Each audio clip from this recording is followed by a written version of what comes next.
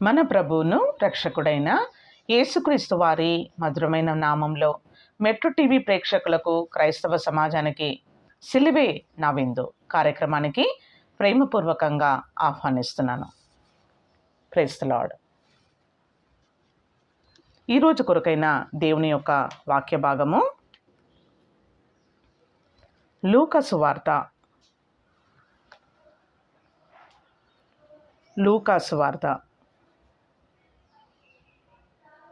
1వ అధ్యాయము 75వ వచనము.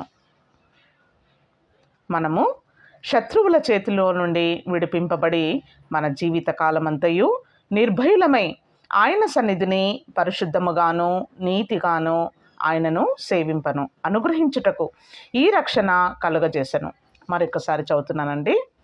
మనము శత్రువుల చేతిలో నుండి విడిపింపబడి మన జీవిత కాలమంతయు నిర్భయులమై ఆయన సన్నిధిని పరిశుద్ధముగాను నీతిగాను ఆయనను సేవింపను అనుగ్రహించుటకు ఈ రక్షణ కలుగజేసను. ప్రియమైన దేవుని జనాంగమా,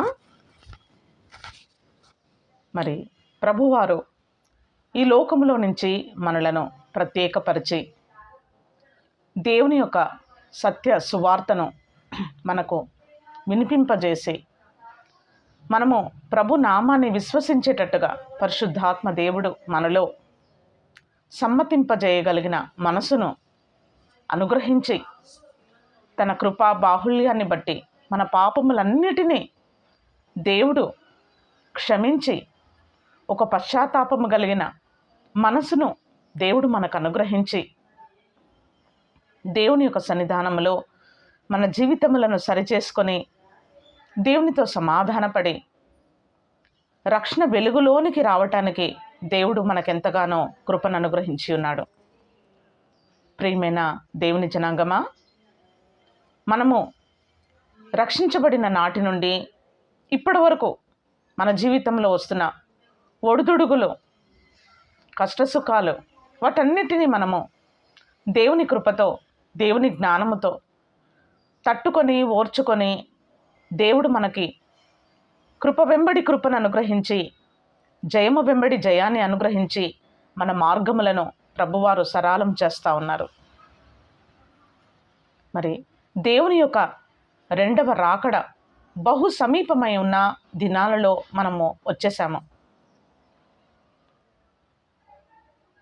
మరి క్రీస్తు శరీరం అనేది సంఘము హింసించబడతా ఉన్నది. మనము న్యూస్ వింటున్నట్లయితే, వార్తాపత్రికలు చదువుతున్నట్లయితే అనేకమైన విషయాలు మన దృష్టిలోనికి వస్తూ ఉన్నాయి. మరి పరోక్షంగా ప్రత్యక్షంగా అనేకమైన దాడులు మరి దేవుని బిడ్డల మీద, సంఘం మీద సత్య సువార్త ప్రకటించకూడదని మరి దేవుని యొక్క పనిలో మరి అనేకమైన విధాలుగా అధికారపూర్వకంగా మరి హింస మొదలవుతూ ఉంది. చాలా మటుకు నార్థన్ స్టేట్స్లో, మన భారతదేశంలో చూసినట్లయితే నార్థన్ స్టేట్స్లో ఆ హింస చాలా ఎక్కువగా ఉంటుంది. కానీ ఇప్పుడు సదరన్ స్టేట్స్లో కూడా మరి దేవుని యొక్క బిడ్డల మీద హింస మొదలైంది. ప్రియమైన దేవుని జనాంగమా, ఇవన్నీ దేవుని యొక్క రాకడికి సూచనలని దేవుని యొక్క వాక్యము ముందుగానే ప్రభువారు మనకు లేఖన భాగాలలో లిఖించబడ్డాయి. ఈ సమయాలలో దేవుని బిడ్డలమైన మనము ఎలా ఉండాలి, ఎలా స్పందించాలి, ఎలా ఎదుర్కోవాలి అన్న విషయాలను గురించి ఈ పునరుత్థానమైన ఆరాధనలో ప్రేమపూర్వకంగా దేవుని యొక్క వాక్యాన్ని మనము ధ్యానం చేద్దాము. మొట్టమొదటిగా మరి యేసుక్రీస్తు ప్రభుల వారు రోమన్ సైనికులు ప్రభుత్వము మరి యేసుక్రీస్తుని అరెస్ట్ చేసినప్పుడు ఏ విధముగా 11 మంది శిష్యులు ఎప్పుడైతే ప్రభుని వారు స్వాధీనం తీసుకున్నారో వెంటనే 11 మంది శిష్యులు చెదిరిపోయారు. 11 మంది శిష్యులు చెల్లా చెదురైపోయారు. అందులో పేతురు మట్టుకు మరి యేసుక్రీస్తు ప్రభువారిని అరెస్ట్ చేశారు. తిరిగి ఏం చేస్తారు, ఎక్కడికి తీసుకెళ్తున్నారు, ఏం చేస్తారు అనేసి గమనిస్తూ పేతురు మట్టుకు ప్రభుని దూరంగా ఉండి వెంబడిస్తూ ఉన్నాడు. అలా దూరంగా ఉండి వెంబడిస్తున్న సమయంలో మరి ఒక రాత్రి సమయంలో మరి కొంతమంది చలి కాచుకొని చుండగా వారితో పాటు పేతురు కూడా వారితో కూర్చున్నాడు. కూర్చున్నప్పుడు మరి ఒక చిన్నది వచ్చి మెస్సయ్యాతో, రక్షకుడితో, యేసుప్రభుతో నీవు కూడా ఉన్నావు కదా, నీవు కూడా అతనితో తిరిగేవాడే కదా అనేసి అనినప్పుడు కాదు కాదు, నాకు ఆయన ఎవరో నాకు తెలీదు, నేను ఆయనతో లేను అని చెప్పేసి బొంకాడు. ప్రియమైన దేవుని జనాంగమా, యేసుక్రీస్తు ప్రభుల వారు మరి కల్వరి శిలువలో మరణించి 3వ దినమున మృత్యుంజయుడే లేచి 40 దినములు రాత్రింబవళ్ళు సంఘానికి తన్ను తాను కనపరుచుకొని తన యొక్క దర్శనాన్ని కలగజేసి అనేకుల్లో విశ్వాసాన్ని కలగజేసి ధైర్యపరిచి ఆ తర్వాత ప్రభువారు పునరుత్థానుడయ్యాడు. మరి ఆ తర్వాత సంఘం మీద ఎంతో హింస వచ్చింది. వారు బహిరంగంగా క్రీస్తు గురించి ప్రకటించకూడదని. మరి యోహాను, పేతురు మరి వీరందరు శిష్యులు ప్రకటిస్తున్న సమయంలో మరి రోమన్ సైనికులు వారిని అరెస్ట్ చేసి మరి వారిని బంధించి మీరు క్రీస్తు ప్రభుల గురించి మీరు ప్రకటించొద్దు బహిరంగంగా అని వారి మీద ఒత్తిడి తెచ్చినప్పుడు కూడా మేము దేవుని మాటకే లోబడతాం కానీ మీ మాటకు మేము లోబడము అని చెప్పినప్పుడు వారు గట్టిగా వారిని మరి అరచేతుల మీద కొట్టి కొద్దిగా హింస కలగజేసి వారిని విడుదల చేసినట్టుగా చూస్తూ ఉన్నాం. వారు మరొక్కసారి వెంటనే వాళ్ళు రిలీజ్ అయినప్పుడు మరి ఇంకొక వీధిలో అలా సువార్తను ప్రకటిస్తున్నప్పుడు అనేకులు అనుకున్నారు వీరు యేసుతో కూడా ఉన్నవారు, అందుకే వీరికి ఇంత ధైర్యంగా ఇంత ధైర్యంతో వాళ్ళు బోధిస్తున్నారు అనేసి వారు ఆశ్చర్యపడ్డారు. విద్య లేని పామరులు మరి సమాజంలో మనం వారిని చూసినట్లయితే వారి యొక్క స్థితిగతులు చాలా అల్పమైనవి, చాలా దీనులుగా, మరి ఎటువంటి మరి స్టేటస్ లేని వాళ్ళు ఒక రకంగా చెప్పాలంటే సామాజికంగా. కానీ దేవుడు అటువంటి వారిని దేవుడు ఎన్నుకొని తన్ను తాను వారికి బయలుపరుచుకొని నిత్య జీవాని కొరకైన మార్గాన్ని బోధించి వారిని సత్య సువార్తలోనికి తీసుకొని వచ్చి తన ప్రేమను మరి మనకు ప్రకటించటానికి దేవుడు వారిని ఏర్పరచుకున్నాడు. వారంతా ధైర్యంగా సువార్తను ప్రకటిస్తున్నారు అంటే వారు యేసుతో కూడా ఉన్నవారు. యేసు మనలో ఉంటే మనకి ధైర్యము, బలము. ప్రియమైన దేవుని జనాంగమా, ఈ లోకంలో మనం ఎప్పుడైనా చనిపోయేదే.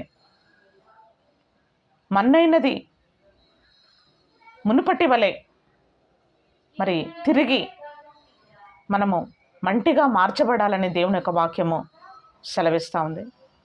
మరి దేవుడు అనుగ్రహించిన ఆత్మ మటుకు దేవుని సన్నిధానానికి తిరిగి వెళ్ళిపోతుంది. మరి జన్మించిన ప్రతి ఒక్కరూ మరి మంటికి మన్నైపోవాలి. కానీ ఈ శరీరంలో ఉండే ఆత్మ మటుకు చాలా ప్రశస్తమైనది, చాలా గొప్పది.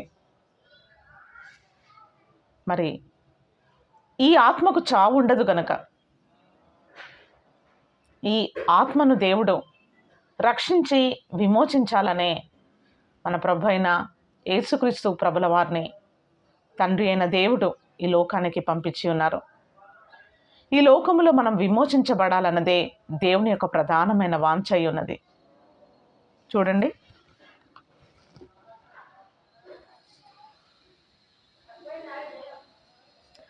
ప్రభు హస్తము అతనికి తోడై ఉండెను గనుక ఆ సంగతులను గూర్చి వినిన వారందరూ ఈ బిడ్డ ఎటువంటి వాడగునో అని వాటిని మనసులో ఉంచుకొన్నది. మరియు అతని తండ్రి జకరియా పరిశుద్ధాత్మ పూర్ణుడై ఇట్లు ప్రవచించెను, ప్రభువైన ఇశ్రాయేలు దేవుడు స్తుతించబడునుగాక.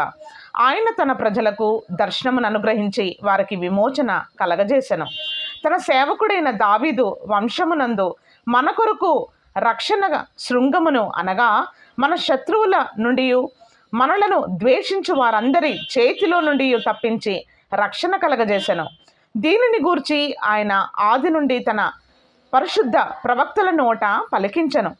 ఆయన మన పితరులను కరుణించుటకును తన పరిశుద్ధ నిబంధన అనగా మన తండ్రి అయిన అబ్రహాముతో తాను చేసిన ప్రమాణమును జ్ఞాపకం చేసుకున్నటకు మనము శత్రువుల చేతిలో నుండి విడిపింపబడి మన జీవిత కాలమంతయు నిర్భయులమై ఆయన సన్నిధిని పరిశుద్ధముగా నీతిగా ఆయనను సేవింపవలను.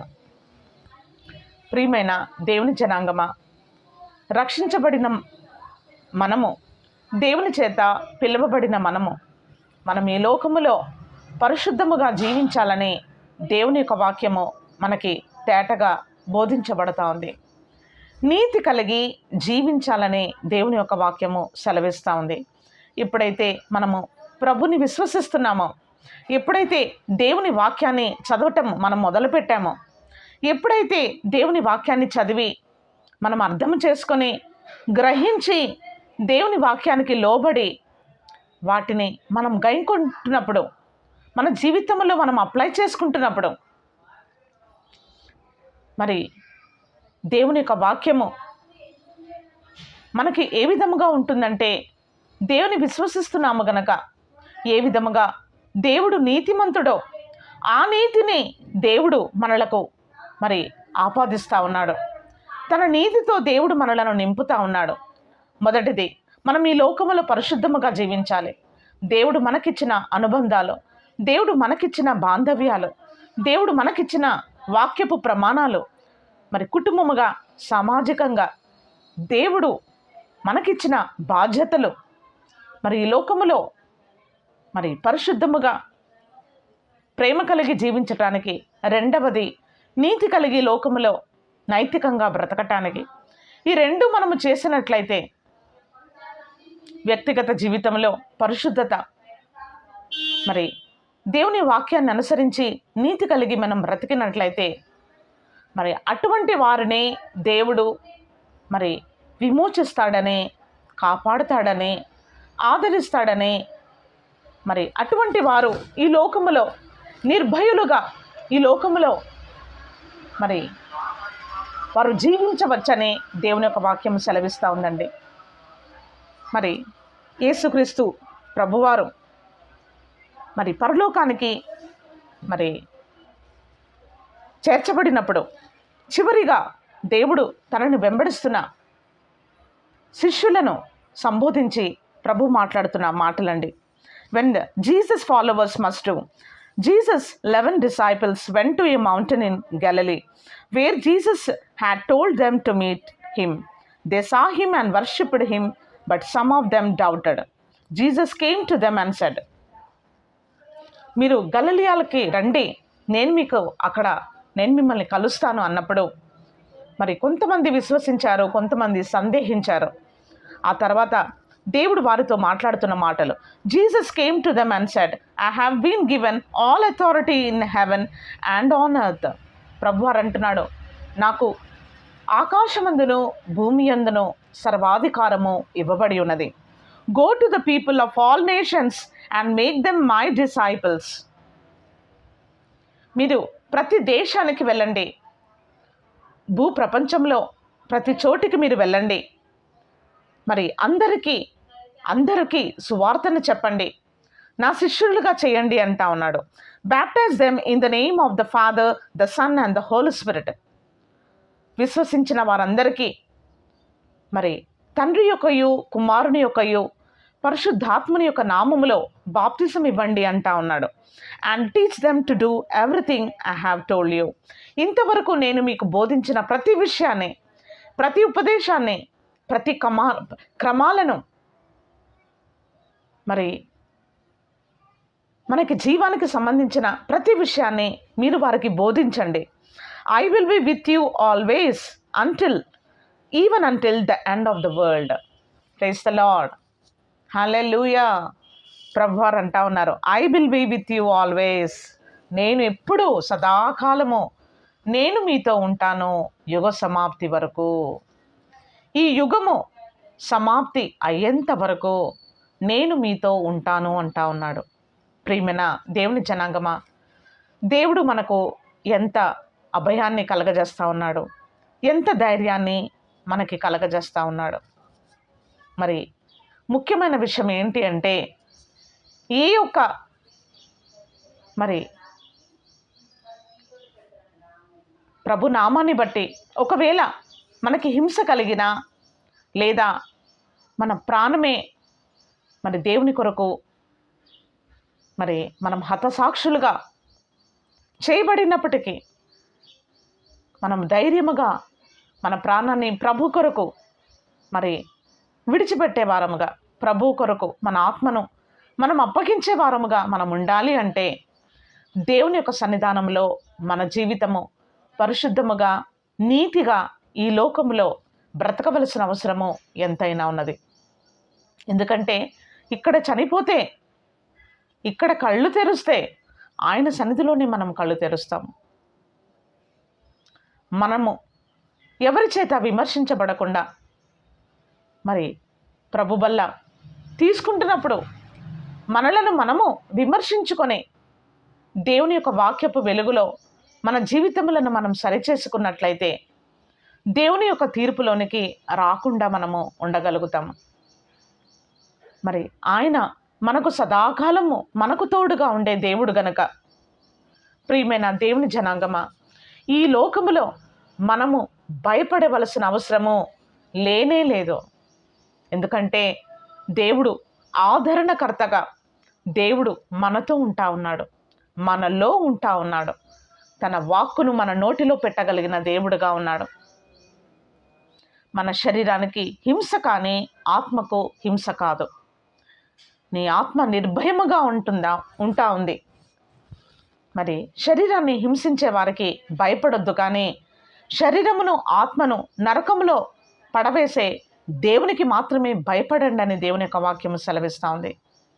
ప్రియమైన వారులారా, మనం ఈ లోకములో ధైర్యముగా ఉండి మన బిడ్డలకు కూడా మనము ధైర్యాన్ని, మరి దేవుని యొక్క వాక్యాన్ని బోధించే వారముగా ఉండాలని ప్రేమపూర్వకంగా మరి ప్రభు నామంలో నేను మీకు తెలియజేస్తున్నాను. మరి ప్రియమైన దేవుని జనాంగమా, ఈ చివరి దినాలలో మనకు ఉండవలసింది ఏంటి అంటే ప్రార్థన, దేవుని యొక్క వాక్య ధ్యానము, మూడవది సహవాసము. ఈ మూడు మనము కలిగి ఉన్నట్లయితే నిరంతరము ప్రార్థన, మనం ఏ పని చేసినా, ఏ పూటైనా, ఏ సమయంలో అయినా ఆత్మలో ప్రార్థనను మనం నేర్చుకున్నట్లయితే మరి మనము ఈ లోకములో దేవుని జ్ఞానము కలిగి, వివేకము కలిగి మనము జీవించవచ్చు. మనం ఏం మాట్లాడాలన్నది దేవుడే మన నోట ఉంచి, పరిశుద్ధాత్మ దేవుడు ఆయన మాట్లాడేవాడుగా ఉన్నాడు. మరి ఈ లోకములో మరి పేతురుని బలపరిచిన దేవుడు, మరి ప్రభుని అరెస్ట్ చేసినప్పుడు పేతురు అయితే బొంకాడు. ఆయన ఎవరో నాకు తెలీదు, నేను ఆయనతో లేను అన్నాడు. కానీ ఎప్పుడైతే మేడగదిలో దేవుడు చెప్పినట్టుగా మరి 120 మంది పరిశుద్ధులు ప్రభు సన్నిధిలో కనిపెట్టి ప్రార్థన చేసినప్పుడు దేవుడు వారి మీద పరిశుద్ధాత్మను కుమ్మరించి ఉన్నాడు. ఎప్పుడైతే మరి దేవుని బిడ్డలు దేవుని యొక్క ఆత్మలో పాలు పొందుకొని వారు బలపరచబడి బహుధైర్యముగా సత్య సువార్తను నడి వీధులలో నిలబడి ప్రకటిస్తూ ఉన్నారండి. మరి పేతురు యొక్క నడుమును కట్టిన దేవుడు, మరి పేతురు ద్వారా సంఘాన్ని స్థాపించిన దేవుడు. మరి ప్రియమైన దేవుని జనాంగమా, ఏ విధముగా పరిశుద్ధాత్మను పొందుకొని పేతురు బలపరచబడ్డాడో మనము కూడా ఈ యొక్క చివరి దినాలలో పరిశుద్ధాత్మను పొందుకొని మనము కూడా బలపరచబడాలి. ఈ పరిశుద్ధాత్మ దేవుడు ఏంటి, మనం ఎలా పొందుకోవాలి అనగా, మరి ఆత్మ ఫలములతో మనము నింపబడాలి. దేవుని ఆత్మ దైవికమైన ప్రేమను మనలో కుమ్మరిస్తాడు. దేవుని ఆత్మ మనలో కుమ్మరించబడినప్పుడు మనము ప్రతి ఒక్కరిని ప్రేమించే వారముగా, ప్రతి ఒక్కరిని ఓర్చుకునే వారముగా మనము మార్చబడతాము. ఆత్మ ఫలములు దీర్ఘశాంతము, ఓపిక. ఈ చివరి దినాలలో మనకు కావలసింది ముఖ్యముగా లాంగ్ సఫరింగ్, దీర్ఘశాంతము, ఓపిక కలిగి ఉండటం. విశ్వాస ఫలము అసాధ్యమైనవి, కఠినమైనవి మైన పరిస్థితులు మన జీవితంలో వచ్చినప్పుడు దేవుడు ఈ పనిని చేయగలుగుతాడు, ఈ కార్యాన్ని చేయగలుగుతాడని మనము విశ్వసించి దేవుని యొక్క సన్నిధానంలో ఉన్న అనంతమైన కృపను మనం పొందుకొని దేవుని యొక్క రక్షణ మనం ఈ లోకంలో అనుభవించటానికి విశ్వాసపు నేత్రములు, విశ్వాసపు ఆత్మ, విశ్వాసపు ఫలము మనకెంతైనా అవసరమై ఉన్నది. ఏ విధముగా ఒక నారింజ పండు ఉందనుకోండి, ఒక నారింజ పండులో తొనలు ఏ విధముగా ఉంటాయో ఆ విధముగానే పరిశుద్ధాత్మ మనం పొందుకుంటున్నప్పుడు ఆ పరిశుద్ధాత్మ ద్వారా మనం పొందుకునేవి ఏంటి అంటే ఆత్మ ఫలములు. ప్రియమైన వారులారా, ఎప్పుడైతే మనము ఆత్మ ఫలములతో మనం నింపబడతామో, మరి ఆత్మ ఫలము మనలో కలిగినప్పుడు, మనలో ఫలాలు ఫలించే వారముగా ఈ లోకంలో మనం జీవించినప్పుడు, మరి దేవుడు మన యందు ఆయన ఎంతగానో సంతోషించేవాడుగా ఉంటాడు.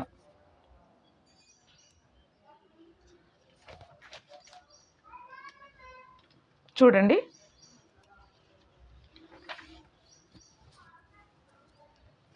గలతీయులకు రాసిన పత్రిక 5వ అధ్యాయము.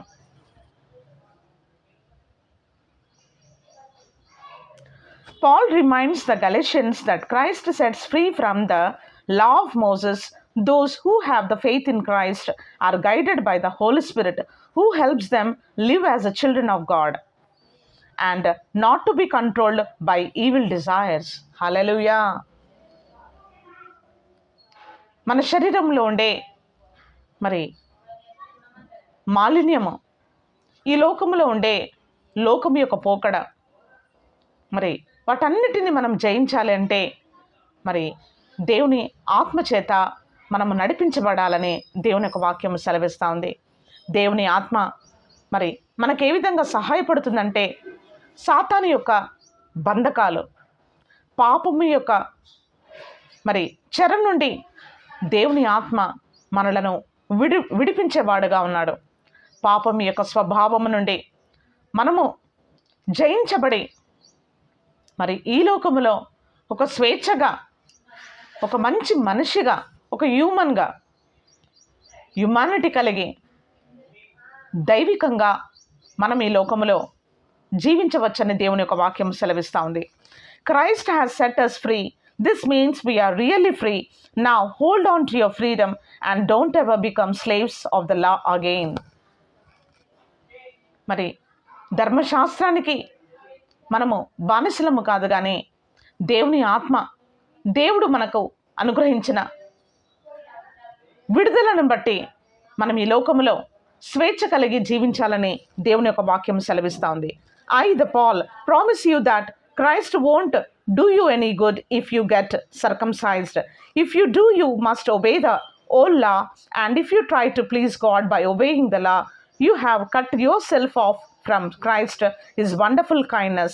But the Spirit, it makes us free from that. God will accept us because of our faith in Christ. మరి ధర్మశాస్త్ర ప్రకారంగా సున్నతి కాదు, కానీ ప్రభునందు మనం విశ్వసించడం ద్వారా మనం సంపూర్ణముగా మనము దేవునిని సేవించగలుగుతామని దేవుని యొక్క వాక్యం సెలవిస్తూ ఉంది.